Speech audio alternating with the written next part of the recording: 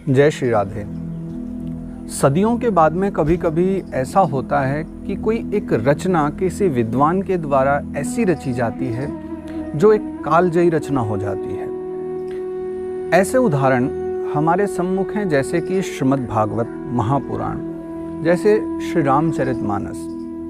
भगवान वेदव्यास ने श्रीमद् भागवत की रचना की और वो आज तक का एक सबसे अद्भुत ग्रंथ बन गया। परम पूज्यपाद श्री गोस्वामी जी महाराज ने, परम पूज्यपाद श्री तुलसीदास जी महाराज ने श्री रामचरितमानस की जब रचना की तो भारतवर्ष का वो सबसे अद्भुत एक क्षेत्रीय भाषा में लिखा हुआ ग्रंथ, ऐसा प्रथम ग्रंथ बना जो एक क्षेत्रीय भाषा होते हुए भी और पूरे वैश्विक स्तर पर उसको पढ़ा जाने लगा। एक और ऐसा ही ग्रंथ है, वो स्वतंत्र ग्रंथ तो नहीं है क्योंकि वो एक टीका है, वो भागवत जी पर लिखी हुई टीका है जिसकी मैं आज चर्चा करने वाला हूँ। मुझे बड़ी प्रसन्नता होती है उस विषय में बताने में। आप भी अब उसको सुनेंगे, श्रवण करेंगे तो आप भी पाएंगे कि क्या अद्भुत बात है। वो एक ऐसा ग्रंथ है जिसे पढ़ने वालों से ज़्यादा देखने वालों की संख्या बहुत ज़्यादा है। अगर उसका पठन पाठन 10,000 लोग करते हैं तो मान के चलिए कि उसका दर्शन लगभग 10 करोड़ लोग करते हैं। थोड़ा सा आश्चर्यजनक है ना कि किसी ग्रंथ का इतना नाम है कि उसको इतने लोग जानते हैं, इतने लोग उसका दर्शन करते हैं, लेकिन पढ़ते बहुत कम हैं। हाँ, ये बिल्कुल सत्य बात है। मैं चर्चा कर रहा हूँ श्रीमद् भागवत कथा की श्रीधरी टीका की। श्रीमद् भागवत जी की श्रीधरी टीका किसने रची है और क्यों रची है, पहले उसके विषय में जान लो, फिर मैं आपको ये अद्भुत बात बताता हूँ कि ऐसा क्यों है कि उसका दर्शन अधिक है और पठन पाठन कम है। उसको पढ़ने वालों की संख्या अगर 10,000 है तो देखने वालों की, उसका दर्शन करने वालों की संख्या 10 करोड़ में है। तो सर्वप्रथम इसका नाम श्रीधरी टीका क्यों है और क्या इसकी विशेष महत्ता रही है। तो लगभग 10वीं या 11वीं सदी की बात है।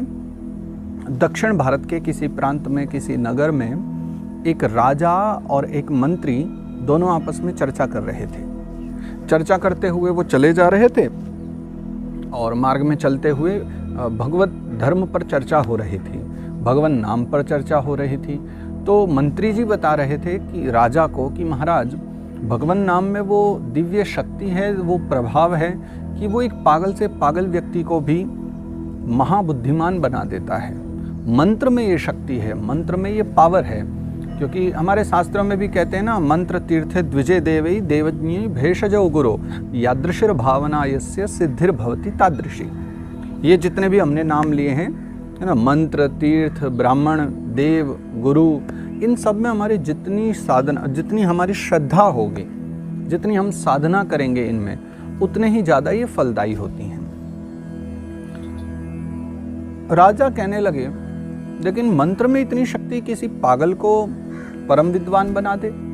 अगर ऐसा है तो हम देखना चाहते हैं। तो कालिदास जी जैसे महान विद्वान की कथा तो हमने सुनी ही है, जिनके विषय में आता है कि वो जिस पेड़ पर बैठे थे, जिस डाल पर बैठे थे पेड़ की, उसी डाल को काट रहे थे। और एक समय फिर वो भी आया कि माँ भगवती सरस्वती की क्या अद्भुत कृपा हुई। किसी और दिन में उनकी कथा जरूर आपको बताऊंगा जो श्रवण करने योग्य है। तो राजा और मंत्री ने देखा कि वहां से एक बालक चले जा रहा है, एक बहुत गंदा बर्तन, उसमें थोड़ा सा तेल, उसको लेकर के वो चले जा रहा है। किसी ने दे दिया होगा तो लेकर के चले जा रहा है। राजा कहने लगा, इतना गंदा पात्र कि उसमें भरा हुआ जो तेल इतना गंदा हो चुका है कि वो किसी भी उपयोग का नहीं है, परंतु ये फिर भी लेकर के जा रहा है, क्यों? तो मंत्री ने कहा पूछ लेते हैं। बालक से पूछा, उसका कोई उत्तर नहीं, क्योंकि बालक बुद्धि से बहुत कमजोर था, थोड़ा बुद्धिहीन बालक था। राजा ने कहा कि इस जैसा मूर्ख और कहाँ मिलेगा, इस जैसा बुद्धिहीन कहाँ मिलेगा कि व्यर्थ में ही वो कोई कार्य कर रहा है, जिसकी कोई आवश्यकता नहीं है, जिसका कोई प्रयोजन नहीं है। हमें लगता है कि ये मूर्ख व्यक्ति है और हमें मंत्र के द्वारा क्या प्रभाव होता है वो इस पर देखना चाहिए। तो राजा उसको अपने राज्य में ले आए और राज्य में ला करके उसको नृसिंह मंत्र की शिक्षा दिलवा दी एक ब्राह्मण देवता के द्वारा। और इनका जन्म भी ब्राह्मण कुल में ही हुआ था। ये जो बालक है वो तेल का कटोरा लिए हुए, परंतु इनके माता पिता नहीं थे, उनके परिवार में कोई नहीं था, ये अकेले ही घूमते रहते थे। किसी ने कुछ दे दिया तो लेकर चल देते थे, कुछ मिल गया तो खा लेते थे, ऐसा जीवन काटते थे। और जब राजा के साथ भवन में आ गए तो वहाँ एक ब्राह्मण के द्वारा इनको मंत्र की शिक्षा मिली और इन्होंने अनवरत बिना कुछ सोचे विचारे उस नृसिंह मंत्र का जाप प्रारंभ कर दिया। और दिन भर ये जब बैठे रहते तो वो मंत्र का ही जाप करते रहते। बस वही सिखाया था ब्राह्मण देवता ने कि इस मंत्र का जाप करते रहो। और जाप करते करते करते उनको बहुत वर्ष बीत गए। तो एक दिन भगवान नृसिंह उनसे प्रसन्न हुए। वागीशा यस्य वदने लक्ष्मीर्यस्य च वक्षसि यस्यास्ते हृदये संवित् तम नृसिंहमहं भजे। भगवान नृसिंह प्रकट हो गए और प्रकट होकर के उन्होंने जब उस बालक को दर्शन दिए तो उससे पूछा कि तुम्हें क्या वर चाहिए। तो उस बालक ने कहा कि मैं बुद्धिहीन हूँ, मुझे सब कुछ समझ में नहीं आता, प्रत्येक बात को मैं समझ नहीं पाता, मुझे थोड़ा सा ज्ञान दे दीजिए। और उन्होंने जब प्रार्थना की तो नरसिंह भगवान ने उनको वेद, वेदांगादि, वेदों के उपांगादि और सभी षड दर्शनों का ज्ञान देने का वरदान दे दिया। और नरसिंह भगवान की कृपा हुई और पल भर में ही, वर्षों का परिश्रम था जो साधना कर रहे थे, परंतु आज पल भर में ही भगवान नरसिंह की कृपा से उनको सारा दिव्य ज्ञान प्राप्त हो गया। तब उन बालक ने ये श्लोक गा करके वागीशा यस्य वदने लक्ष्मीर्यस्य च वक्षसि यस्यास्ते हृदये संवित् तम नृसिंहमहं भजे। भगवान नरसिंह को मैं प्रणाम करता हूँ, नमन करता हूँ। और भगवान नरसिंह को प्रणाम करके बड़े विद्वान हो चुके, क्योंकि नरसिंह भगवान के वरदान से उनको सब ज्ञान मिल गया था, तो ज्ञान से भरे हुए, ज्ञान का सागर परंतु हृदय से सहज श्रीधर जी महाराज, हाँ ये श्रीधर जी महाराज थे, वापस भवन में आ गए, राजा से मिले। और राजा के सम्मुख बैठ करके जब उन्होंने अपने ज्ञान के विषय में बताया, नरसिंह भगवान की कृपा के विषय में बताया, फिर तो बड़े बड़े विद्वानों के साथ उनकी चर्चा होने लगी और उनके अद्भुत ज्ञान को देख करके, ऐसे प्रकांड विद्वान को अपने राज्य में देख करके सब बड़े प्रसन्न हो गए। फिर तो बड़े बड़े राजाओं के यहाँ से उनका न्योता आने लगा, सबके यहाँ जाने लगे। और इस मध्य में बहुत उनकी जब ख्याति फैल गई, नाम हो गया और राजा, सब बड़े बड़े राजाजन उनका सम्मान करने लगे। परंतु नाम, मान, सम्मान इन सब से बिल्कुल दूर श्रीधर जी महाराज का इनमें मन नहीं लगा, क्योंकि जिन्हें वास्तविक ज्ञान की अनुभूति हो जाए फिर ऐसे व्यक्ति को लिप्त होने की आवश्यकता नहीं होती। और उन्होंने इस मध्य में जाकर के कुछ समय एकांतवास किया और एकांतवास में रह करके और फिर श्रीधर जी महाराज ने कुछ ग्रंथों की रचना की है। तो उन्होंने अधिकतम लिखा नया नहीं है, उन्होंने लिखी हुई वस्तुओं की टीका ज़्यादा की है। जैसे कि श्रीमद् भागवत महापुराण, श्री विष्णु पुराण और श्रीमद् भगवद गीता, इनके ऊपर उन्होंने टीका लिखी, क्योंकि वो मानते थे कि हम ऐसे नहीं हैं जो कुछ नया लिख सकें। जो कुछ लिखा हुआ है हम उसी को अपने शब्दों में बखान करेंगे, हम उसकी व्याख्या करेंगे। तो उन्होंने इन तीनों की बहुत अद्भुत टीका की, श्रीमद् भगवद गीता की, श्रीमद् भागवत जी की और विष्णु पुराण की। अब विशेष बात क्या रही कि इनकी जो सभी टीकाएं थी तो वो सभी संस्कृत में थी। उस समय के काल के अनुसार हिंदी में इन्होंने कुछ भी नहीं लिखा हुआ है। संस्कृत के प्रकांड विद्वान थे। समय के साथ उनका नाम बढ़ता गया और विद्वानों ने इनकी लिखी हुई टीका को, जिसको श्रीधरी टीका कहा जाता है, उसको बहुत सम्मान दिया। कहते हैं कि ये वहाँ से फिर काशी जी चले आए थे दक्षिण भारत से, और इन्होंने शेष जीवन अपना काशी में बिताया।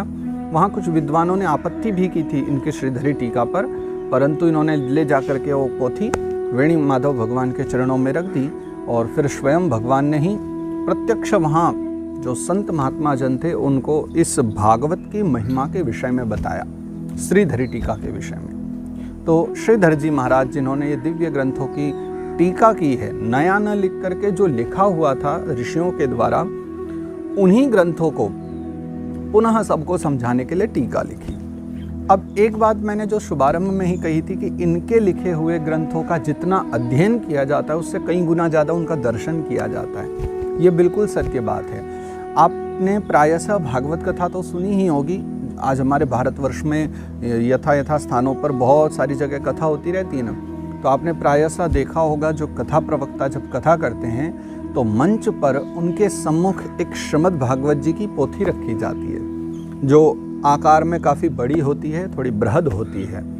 तो वास्तविक जो भागवत जी का स्वरूप है, जो संस्कृतबद्ध सामान्य भागवत जी हैं, उनका स्वरूप छोटा ही है, परंतु एक एक श्लोक की 2-2, 3-3 पेज में जो टीका लिखी हुई है संस्कृत में, वो श्रीधरी टीका ही है। और आप पूरे भारतवर्ष में जहाँ भी कथा हो, जहाँ भी आप दर्शन करेंगे पोथी का, वो सब श्रीधरी टीका ही हैं। इसलिए मैंने कहा कि उनको पढ़ने वालों की संख्या अगर 10,000 है, तो उनका दर्शन करने वालों की संख्या 10 करोड़ है, क्योंकि उनको पढ़ना तो सबके लिए संभव नहीं है, किसी गुरु की शरण में जा कर के और तभी उसका अध्ययन कर पाते हैं, परंतु दर्शन उनका सभी करते हैं। प्रत्येक कथा में पूरे 7 दिवस तक पोथी ही सबसे ऊपर विद्यमान होती है, जो श्रीधर जी महाराज के द्वारा लिखी हुई श्रीधरी टीका कहलाती है, और उसी श्रीधरी टीका का हम दर्शन करते हैं। तो ये कठिन नहीं है। एक बुद्धिहीन व्यक्ति को बुद्धिमान बना देना, ये क्षमता नाम में है। जाकी कृपा पंगु गिरि लंघे, अंधरे को सब कछु दर्शाई, बहिरो सुनहि मूक पुनि बोले। तो ये स्वाभाविक है, ऐसा अनेकों बार हुआ है, ऐसी कृपा प्रसादी हमें मिल जाती है, परंतु इसे हम क्योंकि चमत्कार कहने लगे हैं, इसलिए इसका दर्शन करना भी उतना ही कठिन होता है। लेकिन जीवन में बहुत सारे लोगों ने इस कृपा का अनुभव किया है। जिस कृपा का अनुभव श्रीधर जी महाराज ने किया, एक सामान्य छोटे से बालक से और परम विद्वान श्रीधर स्वामी तक पहुंचने की जो उनकी जीवन यात्रा थी, वो बड़ी अद्भुत रही। भागवत टीका लिखने की जो यात्रा थी, वो बड़ी अद्भुत रही।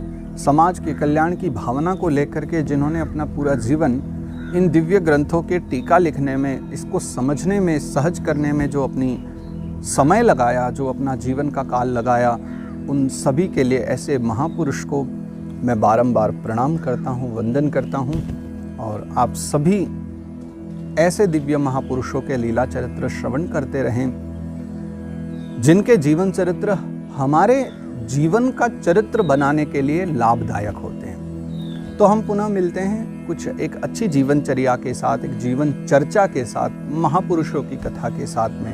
तब तक आप सभी स्वस्थ रहें और आनंदित रहें। सभी को मेरा प्रणाम। जय श्री राधे।